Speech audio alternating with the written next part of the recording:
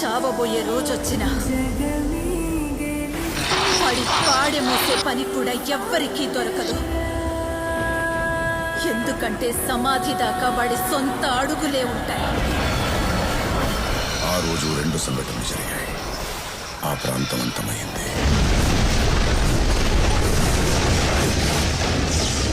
వాడు కూడా.